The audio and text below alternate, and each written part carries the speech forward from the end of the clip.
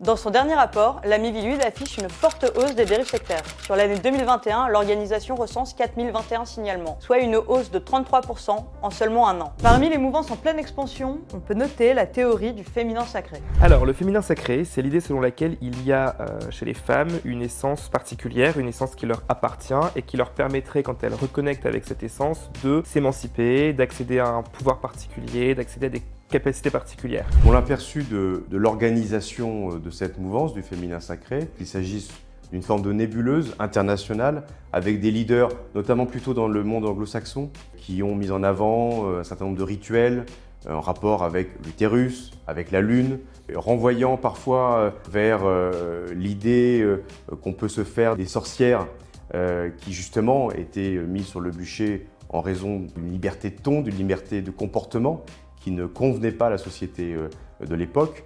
Et donc l'idée de s'inscrire dans une démarche à caractère ésotérique à travers des rituels qui sont censés vous permettre d'atteindre des niveaux de conscience et un niveau de puissance que les femmes auraient perdu du fait de la société patriarcale.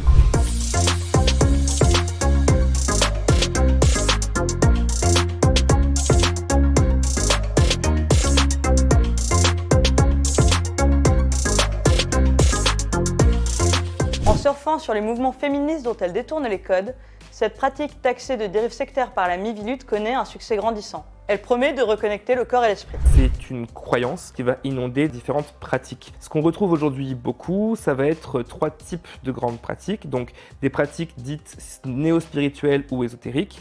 Donc c'est tout ce qui va concerner les croyances, la spiritualité, le fait de revenir à des formes de prière, à la sorcellerie, à ce genre de choses. Ça va également concerner des formes dites de pseudothérapie, donc parfois de dérives thérapeutiques. Là, on va aller chercher tout ce qui est du chamanisme, tout ce qui va être de la guérison par les pierres, par les plantes.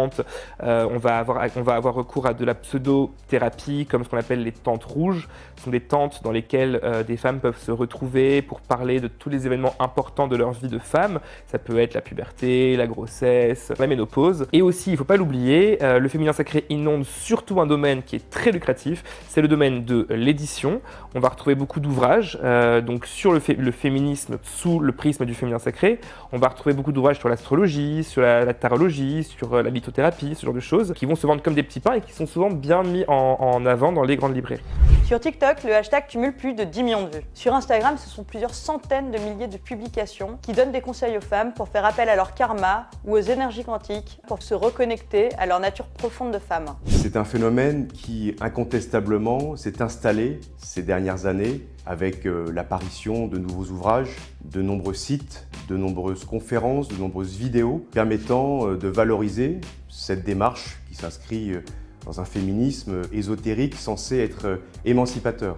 On constate que l'enrichissement matériel des promoteurs, plus que spirituel, est avéré, étant donné le coût assez considérable d'ailleurs des ouvrages, mais surtout des formations proposées par les promoteurs de cette mouvance-là.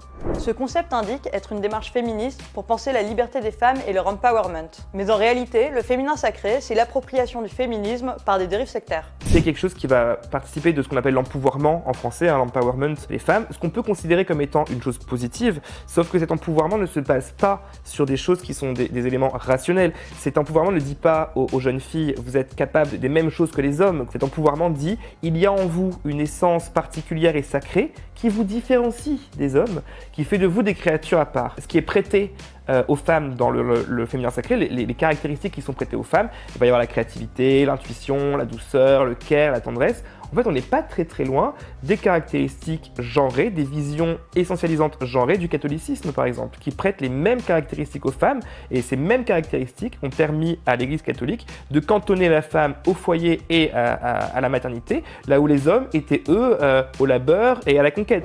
Selon la Miviludes, le féminin sacré est un mouvement très lucratif qui repose essentiellement sur des stages, des cercles de femmes et des pratiques thérapeutiques non réglementées. Pour savoir ce qui se passe dans ces stages ou dans ces cercles de femmes, nous avons alors contacté Hélène, une ancienne adepte du féminin sacré. Moi, ça a démarré assez tôt. J'habitais en Angleterre et vers 2015, j'ai fait mon premier cercle de femmes. Je pense une envie de m'intégrer à la communauté, de faire une activité, de rencontrer des gens et il y avait aussi malgré tout ce côté un petit peu mystique qui fait envie. J'ai grandi dans les années 90 où on regardait Charmed, Buffy, donc ce petit côté spirituel, ça me plaisait bien. Quand je suis revenue en France, j'ai voulu réitérer l'expérience. Ça s'est plutôt mal passé car ce côté spirituel s'est accentué et avec lui toutes les dérives que l'on peut imaginer. Sur le papier, un cercle de femmes, c'est une rencontre entre femmes. Il peut y avoir différents thèmes. Moi, c'était surtout axé sur la spiritualité. Mais sur le papier, on va pas dire on va se mettre à poil, on va parler sexualité. Non, non, non, non. Au départ, c'est tout mignon, tout gentil. On fait connaissance.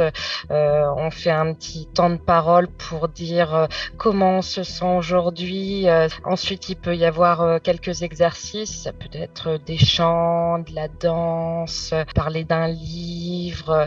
Il y a toujours un temps d'enseignement. En général, la personne qui accueille va transmettre des connaissances, bien qu'elle ne soit pas experte dans son domaine. C'est une nana qui a lu 2-3 bouquins de développement personnel, qui a un peu plus d'argent que vous et qui a flairé le filon et qui va se placer en professeur pour vous inculquer son savoir. Ensuite, il peut y avoir des cérémonies assez spéciales qui peuvent inclure des pierres, des plantes illicites ou licites. Puis à la fin, on est toutes contentes, on est des sœurs, on se prend dans nos bras et on a très très hâte d'être à la nouvelle séance. Séance qui n'est pas gratuite bien entendu. J'ai payé des cercles de femmes jusqu'à 80 € la soirée. 80 € fois 15 femmes. Je vous laisse faire les mathématiques. Je peux vous dire que la nana se fait son beurre. Au début, donc, tout allait bien. Il y a même un cercle qui était vraiment bien car il y avait un spa qu'on avait accès, une petite piscine et un jacuzzi. Donc, génial. Donc, l'organisatrice nous dit, mais préparez vos maillots de bain. Et c'est possible de la couleur du chakra, de l'amour. Enfin, bref, je prends mon maillot de bain, chakra de l'amour. Et puis arrive le moment d'aller dans la piscine. L'organisatrice nous dit mais comme on est toutes des sœurs et qu'on est entre nous et qu'on est liées, ça serait bien d'aller dans la piscine mais sans vêtements. On s'embête et on suit la foule en fait là-dedans alors que je ne m'étais jamais mise nue devant des inconnus. Puis petit à petit, comme je vous dis, il y a parfois des rituels. Donc il y a eu des rituels sous la douche. On devait par exemple se frotter de l'argile. Toujours sacré, c'était assez spécial. Il y avait même une adepte qui prenait des photos pour immortaliser ce moment de sororité, photos que je n'ai jamais vues, je ne sais pas où elles sont, je ne sais même pas qui les regarde. Je trouve ça très très malsain. Il y a aussi un manque de sécurité. Dans ce cadre piscine jacuzzi, moi je suis un petit peu fragile et j'ai fait une syncope.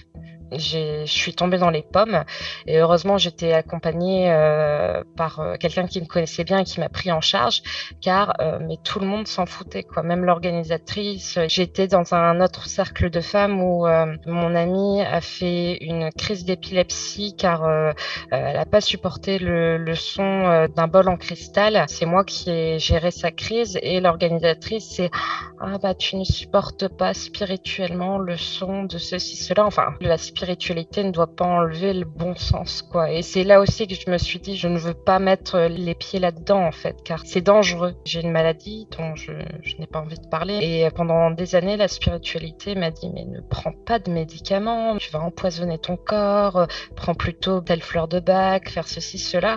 Et j'ai pris un retard sur la prise en charge de ma maladie, sur son diagnostic, énorme. J'en serais pas aujourd'hui où j'en suis avec ma maladie si on me l'avait pris en charge il y a 5 ans. Même chose quand on a des soucis psychologiques, une rupture, un divorce, je ne sais quoi.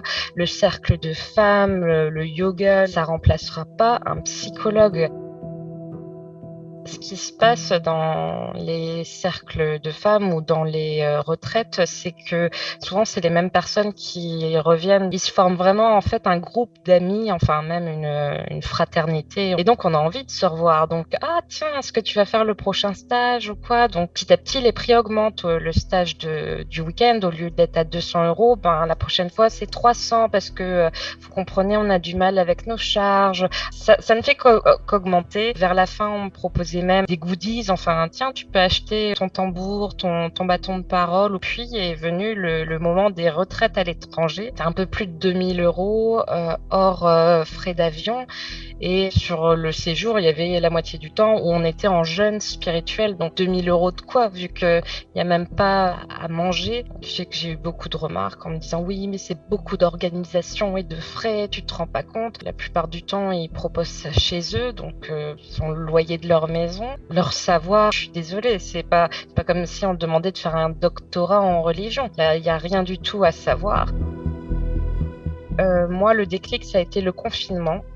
Car pendant le confinement, j'ai pas pu assister au cercle de femmes à 80 € la soirée, qui était payé en avance, bien entendu, sinon c'est pas drôle. Donc vient le confinement, impossibilité d'aller faire les cercles de femmes. Enfin, au départ, elle voulait le faire malgré les restrictions sanitaires, et déjà là, j'ai dit mais attendez, on parle de la santé, on parle aussi de la loi, on interdit les réunions, c'est pas pour rien. Puis ensuite, quand est venu vraiment le confinement, refus de rembourser. Je peux pas, je suis qu'une pauvre petite auto-entrepreneuse, et puis tu es vachement terre à terre et matérialiste, c'est pas spirituel, on est entre sœurs, tu devrais pas demander de l'argent. Après tout ce que j'ai fait pour toi, dès qu'on dévie du dogme, c'est fini. Et puis vous avez l'organisatrice et vous avez toutes les personnes qui suivent derrière et qui vont la défendre. Et là, vous êtes plus du tout leur sœur, hein. Vous êtes une moins que rien. Moi, j'ai été appelée par tous les noms, hein. 8 mois plus tard, quand elles voient qu'elles se sont fait plumer, qu'elles n'ont plus d'argent, ah bah en fait, t'avais raison. Je fais bah oui.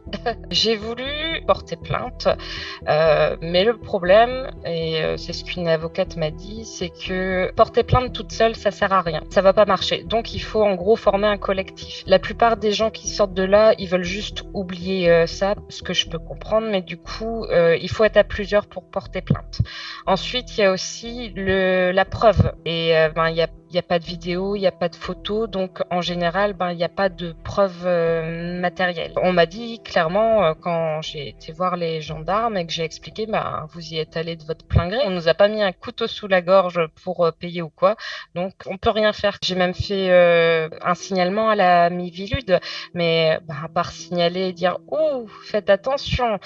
si vous y allez et que vous donnez 2000 balles, vous avez perdu vos 2000 balles. C'est pour ça qu'il faut faire super gaffe, quoi. Je sais qu'une nana, elle avait donné toutes ses économies à la gourou parce que spirituellement, ça marche mieux. Elle a tout perdu. Elle aurait pu s'acheter une maison, monter son entreprise ou quoi. Non, ça part à des gens malhonnêtes. Donc c'est pour ça, faites super attention parce que malgré la Miviludes, il y a très peu de lois qui protègent les victimes de dérives sectaires. Comme l'a souligné Hélène, en plus de dépenser des sommes importantes à travers ces stages ou ces cercles de femmes, parfois les gourous mettent même en danger leurs adeptes. Ils promettent des remèdes miracles à des femmes qui ont connu des fausses couches, qui ont des problèmes menstruels ou des problèmes de stérilité. Au-delà de cette question financière, il y a surtout l'exploitation, parfois, des vulnérabilités, des souffrances de certaines femmes qui peuvent être confrontées à des difficultés, à des douleurs très vives.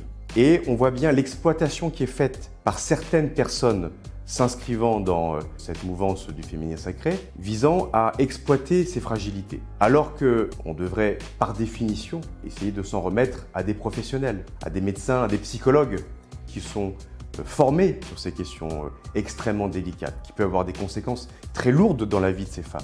Des rituels sont développés comme la bénédiction de l'utérus, les bains de vapeur vaginaux ou encore le fait de synchroniser son cycle menstruel avec la lune ou les marées. Des rituels qui peuvent s'avérer dangereux.